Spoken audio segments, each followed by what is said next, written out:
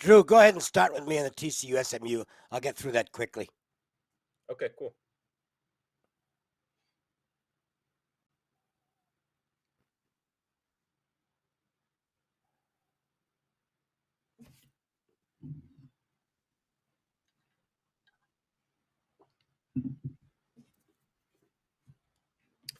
Welcome into the best damn college football show out there for week 4 college football. We got 3 good games for you and 2 of the best in the business. Dave Cokin and Rob Veno alongside. I am Drew Martin. We're talking TCU, SMU, Florida, Tennessee, and Texas Tech.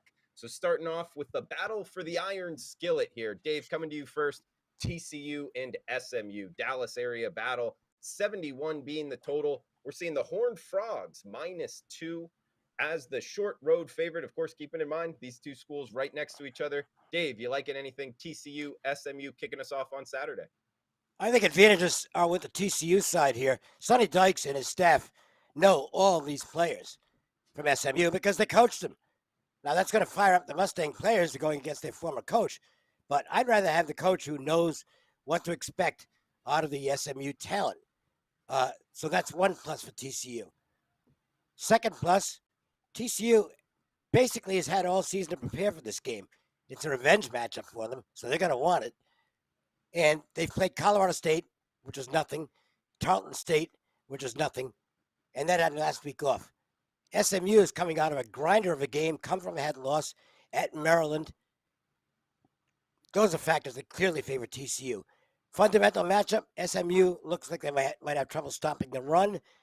That's good for TCU because they want to balance the offense and not have to put it in the hands of Max Duggan through the air. Duggan's more of a game manager than a guy who's going to win you games or lose you games. So those are ideal things for TCU. SMU, look, the offense is still really good. Mordecai's a solid quarterback. Rice is a premier target. He's elite, and he's going to get his catches in this game. But I think when you factor in the scheduling dynamics, the coaching situation, and the fact that TCU is probably just better than they were last year when they were kind of stale under Gary Patterson, I think you make the case for the Horned Frogs here. I'll lay the short number with TCU. I like it. Great analysis to start off here from Dave Cokin, WagerTalk.com. We got Robbie Veno as well. Rob, you know, this coaching dynamics of Sonny Dykes making the switch, offensive coordinator as well, over to TCU. Got to play a big factor in the handicap. What are you thinking here? Battle for the iron skillet.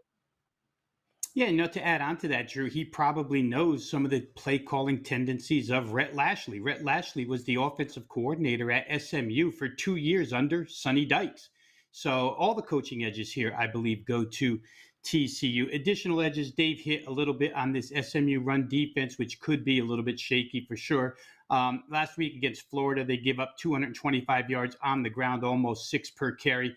They had a plus 35 total play advantage against Maryland, yet Maryland was able to score 34 points on just 61 plays, and Maryland did a lot to shoot themselves in the foot. 15 penalties, 5 punts, 2 turnovers, 2 sacks, yet they still were able to get to 34. So TCU offensively should be able to get things done against SMU. I think SMU, as Dave mentioned, with Mordecai leading the way, can get some stuff done too. Another advantage for TCU, I think, if I'm going to believe the head coach, Sonny Dykes, he's absolutely enamored with, ever since the spring practices, the amount of team speed he has on both sides of the ball. That speed probably comes into play here because Maryland certainly used that edge against SMU last week in certain facets. The visitor in the series is 7-0. Last 7 games against the spread, Drew. TCU's the visitor. Going to be a full crowd. There will be some purple in there, but it'll be a packed house. But I think TCU minus the short price, the way to go. Next game up, 3:30 Eastern on CBS. SEC East battle here. Florida and Tennessee. We're seeing the Vols anywhere from -10 to -11, mostly -10 and a hook on the WagerTalk live odds screen. 62 being the total. Robbie, coming to you first. What do you like in Gators and Volunteers Saturday? Well, I'll say what I don't like first. And what I don't like, Drew, is the Florida defense at this point in time. If I go way back to the first game of the season against Utah, Utah had 4 second-half drives. In those 4 drives, Utah piled up 302 yards. potentially could have had 4 touchdowns. They only wound up with 2 because they got stoned on a 4th and goal and they got picked at the very end of the game. But that defensive problem for Florida carried over last week against South Florida, where South Florida basically ran the ball down Florida's throat in a close call, 31-28 win by the Gators. But how about this? USF ran the ball over 62% of the time. Play calling was all run. They gained 71% of their yards on the ground against Florida. So Florida knew it was coming. Now, granted, USF had the threat of Jerry Bohannon, their quarterback, running. He ran for 108 yards. But Tennessee has the threat of Hendon Hooker running too, and don't think Josh Heupel won't use that. Don't like the Florida defense at all as of yet, but probably take some time for Billy Napier to get all of that situated. I think when you look at both of these teams, the more stable of the two at this point in time is obviously Tennessee, light years ahead of where Florida is at this point in time. And I would say this, that it seemed as if Tennessee was a bit overpriced when they went to Pittsburgh as well. I know there was a lot of attraction to the Pittsburgh side in that game. However, Tennessee wound up covering on the road. A close call, but they still wound up covering. What I'm going to do here, though, Drew, real quick, is I'm going to play this first half over the number. I'm going to give you some numbers that are just confounding where Tennessee first halves are concerned under Josh Heupel. The last 12 games that Tennessee has played, 3 this year, 9 last year, under Josh Heupel, the halftime total points have been 34 or more in 11 of those 12 games, 34 or more. In the first half total this week, we're staring at 31.5. This season, Tennessee averaging 38 points per first half. The last 9 games of last year, they averaged 40.8 points per first half. Florida has scored or totaled 29, 27, and 37 in the first half here. Tennessee just gets out of the chute quick. They do it with their tempo. They get ahead of you. They make you chase, and points start flowing. I think 31.5 is a bad number. I was looking to see if they were going to set it at 33.5 because UT games have gone 34 plus 11 of the last 12. They didn't. Give me over 31.5 points first half, Tennessee, Florida. Dave, coming to you next. Knoxville, Tennessee, a good one. 3:30 Eastern on CBS. Are you liking anything here, Gators and Balls? Not at the number. I think the number's, I'm not going to say it's inflated because I'm not really buying Florida's right now. I think Richardson's a little bit overhyped. Not knocking the guy. He's a good player, but he's not what some of this talk on him is ridiculous. Tennessee's tempo is going to cause problems for Florida, and you wonder if they're going to wear out in this game. The Gators just not showing a lot. They were lucky to beat Utah. They never should have won that game. They were not good against Kentucky. They were not good against a South Florida team that got beaten by like 1,000 against BYU. So I don't want Florida, but I think the odds makers have basically taken the public perception and input that into the line, and it's a little bit maybe high. So I don't think there's value on Tennessee at the price. I'm going to stay out of it. Yeah, guys, my read on it is I want Tennessee against teams like the 2 MAC teams they played. They haven't really played that difficult of a schedule with Josh Heupel. You watch their offense; they can run it up. When going back to his UCF days, he was able to do that a lot.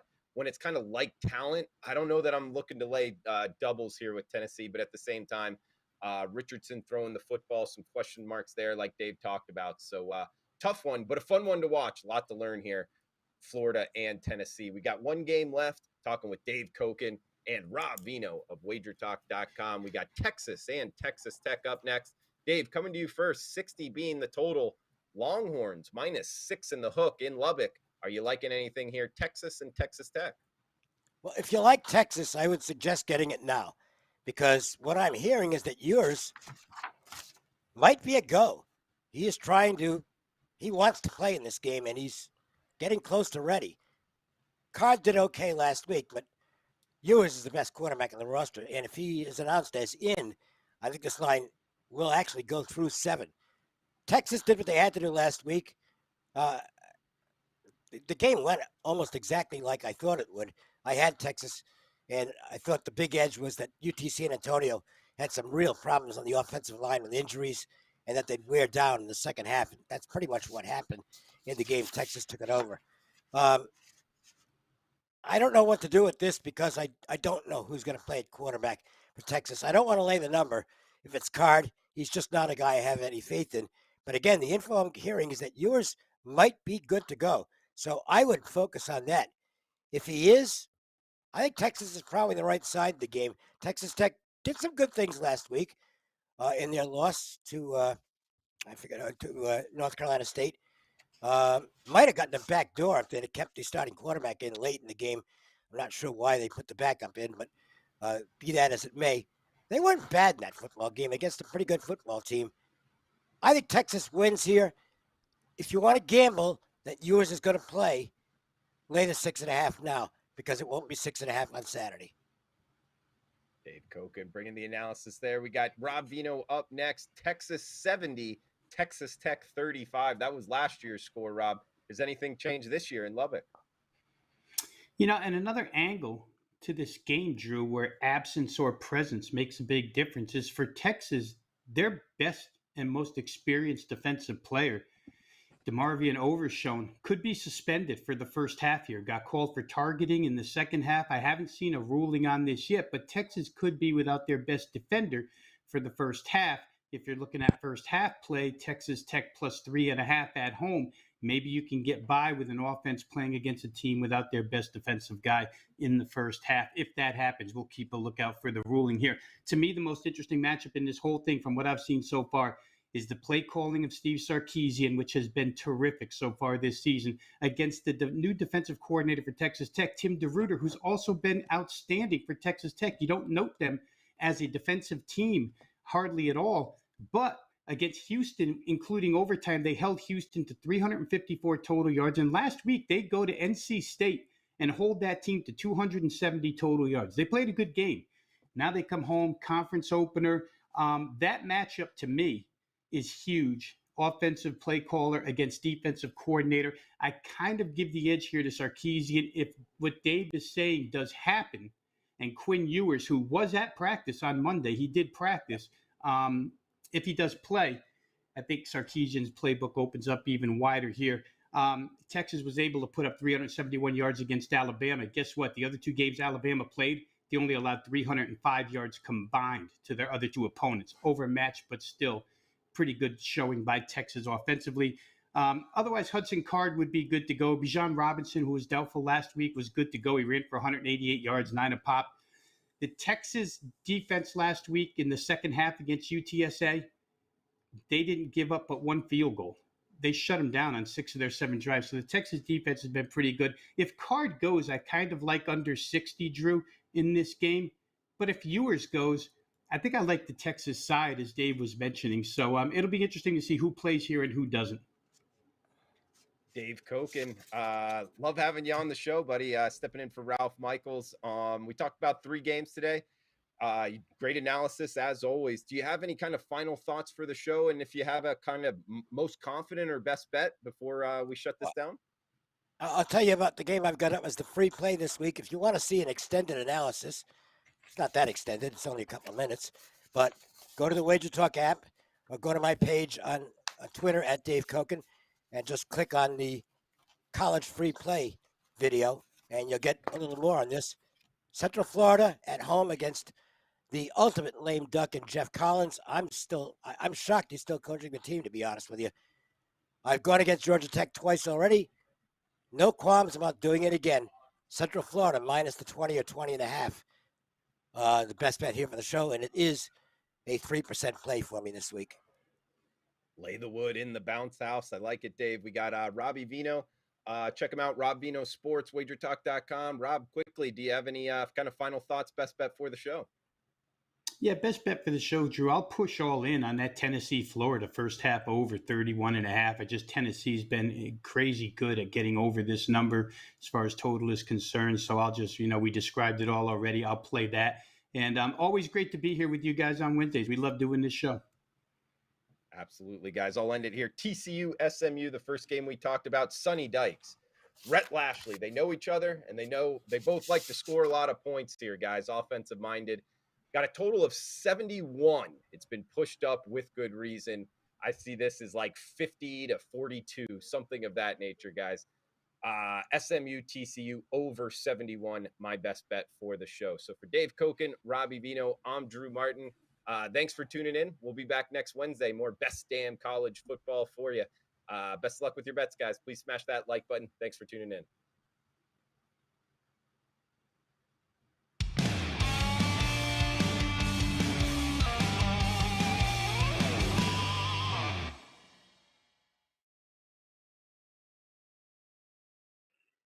Tuesdays is known as $2 Tuesdays at WagerTalk.com and SportsMemo.com, where you can get the hottest handicappers, best bet, or daily package for only $2.